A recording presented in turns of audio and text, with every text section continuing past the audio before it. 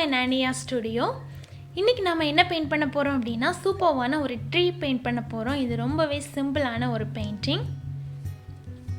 இதுக்கு வந்து water colours வேணும், கிரீன் கலர் வேணும், கிரீன் அண்ட் பிரவுன் வேணும். தென் வாட்டர் கலர் brushes. நான் இன்னைக்கு ரவுண்ட் brush தான் எடுத்துக்கிறேன். அதுக்கு அப்புறமா பேப்பர் டவல். இது வேணா நீங்க வச்சுக்கோங்க. watercolor paper. நான் இன்னைக்கு 200 GSM watercolor paper எடுத்துக்கிறேன். இது handmade paper. ஓகே, நம்ம இப்போ ஸ்டார்ட் பண்ணிடலாம். ஒரு ட்ரீயோட sketch போட்டு வச்சுக்கோங்க. சிம்பிளானது தான் அது. நீங்கள் இப்போ ஃபஸ்ட் டைம் பெயிண்ட் பண்ணுறீங்க அப்படின்னா என் கூடவே பெயிண்ட் பண்ணுங்கள். அப்போ உங்களுக்கு கொஞ்சம் ஈஸியாக இருக்கும். இந்த மரத்தோட இந்த கிளைகள்லாம் போடுறதுக்கு கொஞ்சம் ஈஸியாக இருக்கும். ஸோ நீங்கள் என் கூடவே பெயிண்ட் பண்ணுங்கள்.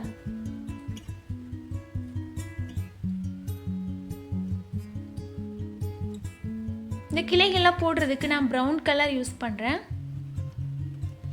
நீங்கள் இந்த ப்ரௌன் கலர் யூஸ் பண்ணி ஸ்கெட்ச் போட்டு வச்சுருந்தாலும் ஓகே, இல்லை நீங்கள் ப்ரஷ் இட்டு ஸ்கெட்ச் போட்டாலும் ஓகே. இந்த மாதிரி சிம்பிளான ஒரு அவுட்லைன் போட்டுக்கோங்க. இதே மாதிரி ஒரு ட்ரீயோட பெயிண்டிங் நம்ம ஏற்கனவே போட்டிருக்கிறோம். ஸோ நீங்கள் அதையும் கூட வாட்ச் பண்ணிங்க அப்படின்னா இன்னுமே ஈஸியாக இருக்கும்.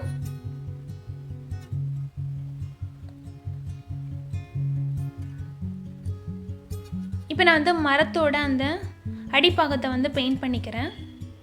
இது ரொம்ப ஈஸியான பெயிண்டிங் தான். நமக்கு எல்லாருக்குமே இது பெயிண்ட் பண்ண தெரியும். இருந்தாலும் ஒரு சின்ன ஐடியா தான் உங்களுக்கு கொடுக்குறேன்.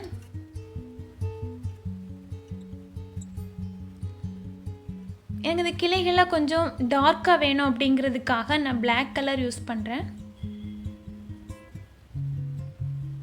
இந்த மாதிரி கிளைகள் நம்ம டார்க்காக பெயிண்ட் பண்ணும்போது பார்க்குறதுக்கு அழகாக இருக்கும். பெயிண்ட் பண்ணி முடிக்கும்போது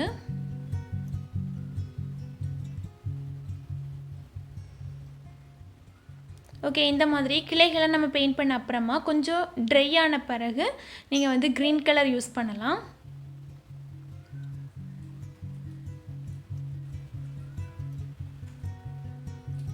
நான் இப்படி கொஞ்சம் கொஞ்சம் பார்ட்டாக வந்து க்ரீன் கலர் பெயிண்ட் பண்ண போகிறேன்.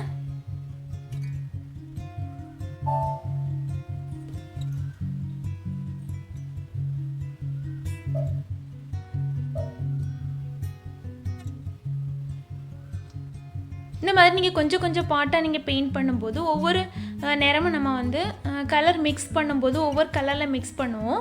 அப்போது அந்த பெயிண்டிங் பார்க்குறதுக்கு ஒரு நிஜமான ட்ரீ இருந்த மாதிரி இருக்கும். இப்போ வந்து ட்ரீ பார்த்தீங்க அப்படின்னா எல்லா இடத்துலையுமே வந்து ஒரே க்ரீன் இருக்காது. லீஃப் எல்லாம் ஒரே கலர் தான் இருக்கும். பட் நம்ம பார்க்குறதுக்கு வந்து ஒரே க்ரீன் தெரியாது. நிழல் படும்போது அங்கே வந்து டார்க்காக தெரியும், சன்லைட் படுற இடத்துல லைட்டாக தெரியும். அந்த மாதிரி தான் நமக்கு ஒரு ட்ரீ பெயிண்ட் பண்ணணும்.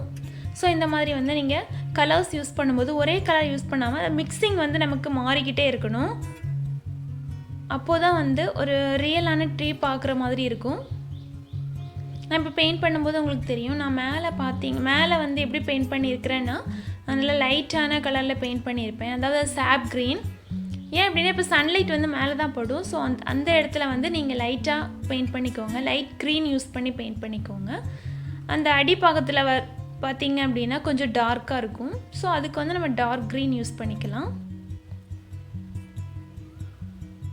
இப்போ நான் வந்து கொஞ்சம் கொஞ்சம் பார்ட்டாக பெயிண்ட் பண்ணி ஓரளவு ஃபில் பண்ணிட்டேன்.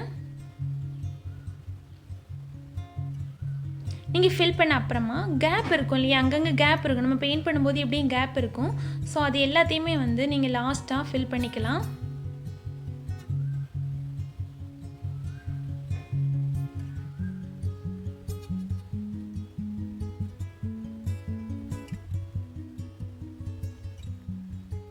இவ்வளோதான் பெயிண்டிங். நான் வந்து இன்னும் கொஞ்சம் நல்லா பிரைட்டாக தெரியணும் அப்படிங்கிறதுக்காக அங்கங்கே க்ரீன் கலர் பெயிண்ட் பண்ணிகிட்ருக்கிறேன்.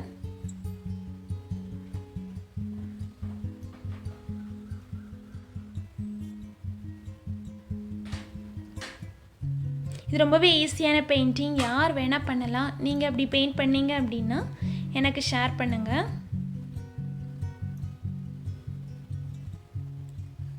அந்த இலைகள்லாம் பெயிண்ட் பண்ணி முடிச்ச அப்புறமா நான் வந்து தண்டு பகுதி வந்து நீங்கள் பார்த்தீங்கன்னா தெரியும், அதில் வந்து இந்த பட்டைகள்லாம் இருந்த மாதிரி இருக்கும். அந்த மாதிரி நம்ம எஃபெக்ட் கொடுக்கணும் அப்படிங்கிறதுக்காக நல்லா ப்ரௌன் கலர் யூஸ் பண்ணி குட்டி குட்டியான கோடுகள்லாம் நான் போட்டுக்கிறேன். அதுக்கு நான் சின்ன ரவுண்ட் ப்ரஷ் யூஸ் பண்ணுறேன். எல்லாமே நான் வந்து டிஸ்கிரிப்ஷன் பாக்ஸில் கொடுத்துருவேன் இந்த ப்ரஷ்ஷோட நம்பர்ஸ். ஓகே, இவ்வளோதான், நம்ம கம்ப்ளீட் பண்ணிட்டோம். தேங்க்ஸ் ஃபார் வாட்சிங். வண்ணங்களுடன் நமது உறவு என்றும் அழகாய் தொடரட்டும்.